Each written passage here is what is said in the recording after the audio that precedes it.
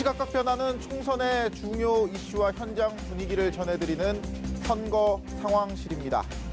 총선 후보 등록일이 이제 엿새 앞으로 다가왔습니다. 각 당의 지역구 공천 작업은 어느 정도 마무리가 됐는데 여당도 야당도 아직 비례대표 후보를 내지 못하고 있습니다. 언제까지 이러이러한 것들 하겠다는 타임테이블은 이제 의미가 없어졌습니다. 지금부터는 말 그대로 속도전입니다. 소수를 대변하고 전문성을 살린다는 비례대표제 취지 살려 빨리 최종 후보 정해야 한다는 거죠. 더불어민주당이 참여하는 비례연합정당, 더불어시민당, 공천 심사위 구성 완료하고 이제부터 본격 후보 선정 작업에 들어갔습니다. 함께 참여하는 소수 정당을 비례 후보 배분 숫자도 논의를 하고 있는데요. 당선 안정권을 16번 정도로 본다면 1번부터 9번까지는 소수 정당과 더불어시민당 자체 공모 후보가 채우고 민주당 후보가 10번 이후부터 자리를 잡을 것으로 보입니다. 그런데 여기에 뇌관이 있습니다. 연합정당이라는데 정작 손잡은 정당들 보니까 정체성도 잘 모르겠고 총선 겨냥한 신생 정당들이거든요.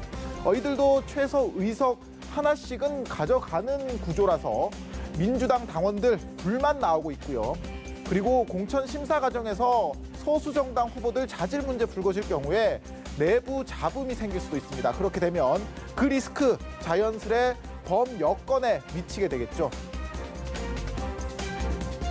우리가 압승을 거둬야 문재인 정부를 안정화시킬 수 있고 대주권의 기반을 만들고 우리가 추구하고 있는 여러 가지 개혁 정책을 완수할 수가 있습니다.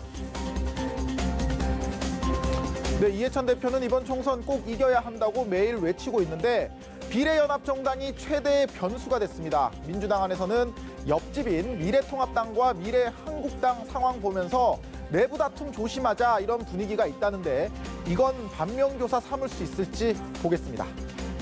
자, 그럼 이제 그 옆집 상황 살펴보죠. 비례대표 공천 갈등 끝에 어제 지도부가 총사퇴한 미래한국당 오늘 5선의 원유철 의원 신임 당대표로 추대하면서 새 지도부 구성했습니다. 미래통합당 영입 인사들 후순위 배치하면서 통합당과 갈등 빚었던 공병호 공천관리위원장도 바꿔버렸습니다. 어제 황교안 대표가 단호한 결단 얘기했었는데 인기 트로트 노래 가사처럼 그냥 당을 싹 다 갈아엎어버린 겁니다. 미래통합당의 비례위성 정당이 이제야 제 궤도 찾은 것 같은데 황교안 대표의 복심이 된 원유철 대표의 말 들어보시죠. 이제 더 이상 시행착오가 있어서는 안 됩니다. 더 큰 하나를 위한 두 개의 길은 너와 나의 길이 아닌 국민 모두를 위한 길이어야 함을 여기 있는 저부터 반드시 명심하도록 하겠습니다. 그런데 새 출발을 하긴 했는데 여진이 만만치가 않습니다. 미래한국당에서 사실상 쫓겨난 한성교 전 대표가 뒤끝 폭로에 나섰거든요. 황교안 대표가 서울 종로구 선거에서 도움받으려고 종로 3선했던 박진 전 의원 비례대표 공천 요청했다. 이게 한성교 전 대표의 말입니다. 사실이면 이거 선거법 위반 소지 있거든요. 황 대표 아니라고는 하는데 한성교 전 대표가 계속 이렇게 나오면 진흙탕 싸움 또 벌어질 수밖에 없습니다. 미래통합당과 미래한국당은 여러분 잘 아시는 바와 같이 자매 정당입니다. 네, 그에 합당한 논의들이 있을 수 있는 것입니다. 도를 넘는 이런 것들은 없었습니다. 오늘 미래통합당 선거대책위원회 발대식이 오전에 있었습니다. 총괄 선대위원장 맡은 황교안 대표, 문재인 정부의 실정 바로 잡겠다며 정권 심판 여러 차례 강조를 했었는데요. 유권자들 마음 움직이는데 정권 비판하는 것도 방법이겠죠. 하지만 그보다 앞서 미래통합당에 국정 맡겨도 되겠다 하는 믿음직한 야당의 모습, 국민들에게 먼저 보여주는 게 순서 아닐까요? 지금까지 선거 상황실이었습니다.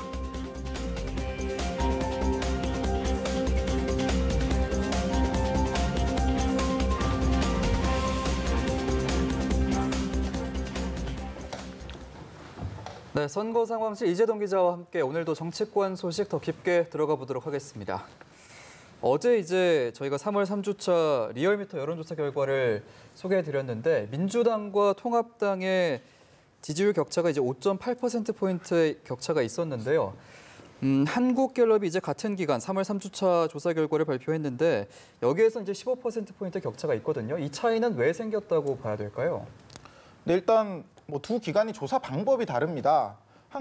한국갤럽 같은 경우에는 전화조사원 면접 방식이고요. 예. 그리고 리얼미터 같은 경우에는 자동응답 방식이 약 90% 정도 대부분입니다. 예. 그러니까 뭐 그 여론조사 전문가들의 분석인데 샤이 현상이라고 들어보셨을 텐데요. 예. 전화 면접 같은 경우에는 실제 그 조사를 하는 사람이 전화를 해서 나의 정치적 성향이나 의견을 이 조사원에게 직접 얘기를 해야 되는 구조거든요. 그렇기 예. 때문에 좀 그런 부분을 꺼리는 사람의 응답이 있을 수도 있고, 그리고 반면에 자동응답 같은 경우에는 이제 표준화된 기계음이 전화 수화기를 통해서 들려오는 건데 그런 경우에는 이제 나 혼자 버튼을 누르는 방식이니까 예. 좀 그런 답변에 차이가 있는 거 아니냐, 일단 이런 해석이 있고요. 예. 또 하나는 보통 우리가 이제 전화를 받으면 뭐 앵커님도 그런 전화 많이 받아보셨을 텐데 자동응답 음성이 나오면은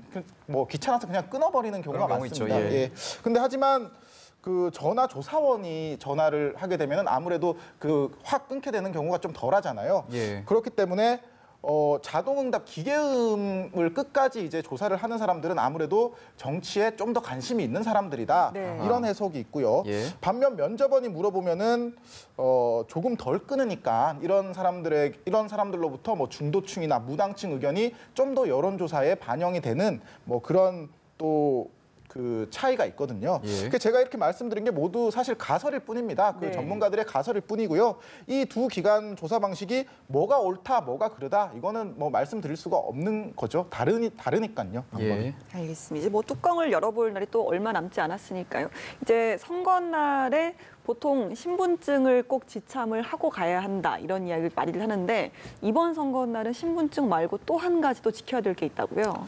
네, 그렇습니다. 중앙선거관리위원회가 어제 총선 당일 이제 코로나19 확산 방지를 위해서 투표소 운영 방침을 밝혔습니다. 이 예. 운영 방침에 따르면요, 우선 투표를 하시려면 이제 마스크 꼭 쓰고 가셔야 합니다. 다만 요즘에 마스크 구입하는 거 되게 힘들잖아요. 예. 그래서 뭐 이거 마스크 사는 것도 힘든데 투표도 못하게 하냐, 뭐 이런 불만이 나올 수 있거든요. 그렇기 때문에 선거관리위원회가 마스크를 쓰지 않고 투표소에 왔을 때도 별도의 임시 기표소를 사용하거나 아니면 또는 뭐 마스크를 배부하거나 네. 지금 이런 방안을 검토 중이고요. 예. 또 코로나19 주요 증상이 발열, 그러니까 열이 나는 거잖아요. 네. 그래서 투표소 입구에 사람들 체온 측정하는 별도의 또 인원을 따로 배치를 하기로 했고요. 뭐 열이 높거나 아니면은 호흡기 이상 증상, 뭐 기침을 심하게 한다거나 이런 분들은 이제 다른 선거인단이랑 동선을 다르게 해서 별도의 기표소에서 투표를 하도록 했고요. 그리고 이 임시 별도의 기표소 같은 경우에는 주기적으로 소독을 또 하고, 물론 뭐 이것뿐만이 아니라 모든 투표소 내부가 전날까지 계속 방역 작업을 할 예정이거든요. 예. 그래서 일단 선관위는 최대한 투표소 방역 확실하게 해서 최대한 투표율 끌어올려 보자, 이런 입장인데 요즘 코로나19 걱정하시는 분들 주변에 되게 많으시잖아요. 그렇죠. 그렇기 때문에 과연 유권자들을 얼마나 부를 수 있을지 이거는 좀 두고 봐야 될 것 같습니다. 예, 가뜩이나 지금 마스크 대란인데 좀 대안이 마련돼 있다고 하니까 다행이네요. 오늘도 지역 관 곳을 좀 소개를 해볼 텐데요. 강서을 지역입니다. 더불어민주당 진성준 후보 그리고 미래통합당 김태우 후보가 맞붙는 곳인데 이제 청와대 동료였기 때문에 관심이 좀 모아지는 곳인데 그전에는 이제 근소한 차이로 승패가 갈렸던 곳인 만큼 두 후보가 좀 어떤 전략을 좀 준비를 했을지 이 부분도 좀 궁금하네요.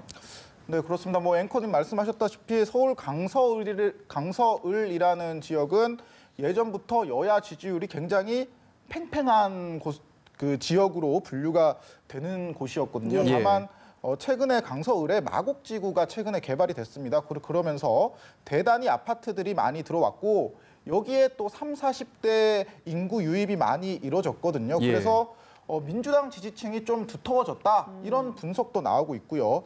뭐 그래서 그런지 모르겠는데 아직 여론조사 결과 보면은 예. 민주당의 진성준 후보가 통합당의 김태우 후보보다 아직 판세가 조금 꽤 차이가 나는 우위로 나오고 있고요. 네. 예. 이제 뭐 두 후보의 전략 같은 경우에는 일단 진성준 후보 같은 경우에는 뭐 당 지역위원장도 했고요. 서울시 정무부시장도 했고 말씀하신 것처럼 청와대 정무기획비서관도 했습니다. 예. 당 정청 모든 경험이 다 있는 거잖아요. 아하. 그만큼 경험 많고 일 잘하는 후보다 이렇게 선거 활동을 벌이고 있고 예. 김태우 후보 같은 경우에는 그 현 정부 민정수석실에서 근무했던 수사관이었는데 각종 비위 의혹 폭로를 해서 이름을 알린 후보입니다.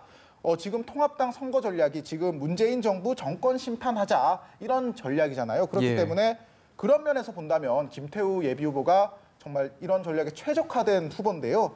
뭐 어떻게 보면은 호위무사 대 저격수 대결이다 예. 이렇게 볼 수도 있는데 어떤 결과 나올지 한번 끝까지 지켜봐야 할 것 같습니다. 예. 알겠습니다. 강서울 상황까지 짚어봤습니다. 오늘 또 이재동 기자와 함께했습니다. 고맙습니다. 맞습니다.